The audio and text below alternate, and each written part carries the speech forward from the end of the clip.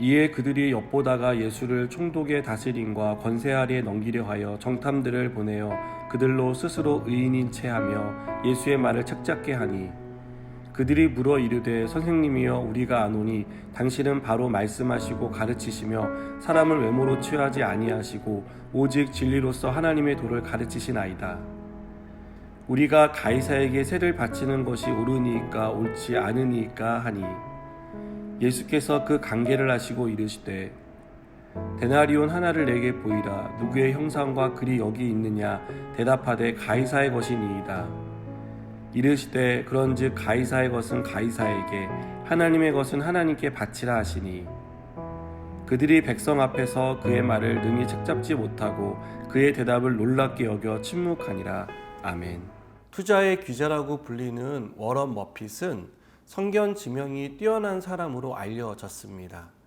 그는 IT 산업이 호황을 이룰 때 다른 사람들처럼 가능성이 있는 IT 기업에 투자하지 않았다고 합니다.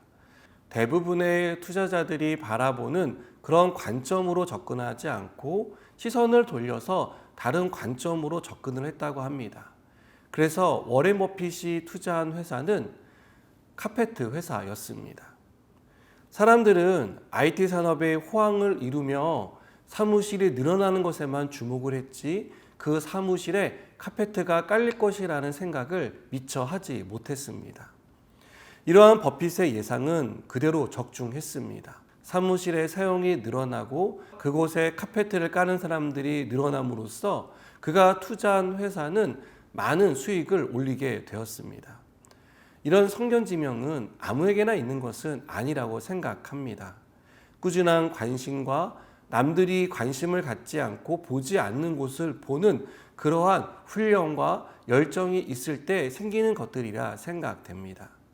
우리는 이런 투자의 규제들을 보면서 굉장히 지혜롭다는 생각을 갖게 됩니다. 그러나 사람의 지혜가 아무리 뛰어나다 하더라도 우리 주님의 지혜를 뛰어넘을 수 없다는 것을 우리는 잊지 말아야 합니다. 오늘 본문에 나오는 사람들의 질문과 그 질문에 대한 예수님의 답을 보면 우리 주님의 지혜가 얼마나 높고 뛰어난지를 확인할 수 있습니다. 오늘 본문에 나오는 서기관들과 대제사장들은 예수님을 총독에게 넘기려고 사람들을 보냈습니다. 그래서 예수님의 말을 책 잡으려고 했습니다. 이때 그들이 보낸 사람들은 마태복음에 보니까 바리새인과 헤롯 당원들이었다는 것을 알 수 있습니다. 이들은 평소 사이가 좋지 않은 사람들입니다. 그러나 예수님의 말을 책잡기 위해서 일시적인 동맹을 맺었습니다. 이들은 예수님께 가이사에게 세를 바치는 것이 옳은지 옳지 않은지를 묻습니다. 바리새인들 같은 경우에는 반로마적인 성향을 가지고 있어서 가이사에게 세금을 바치는 것이 옳지 않다라고 생각했습니다.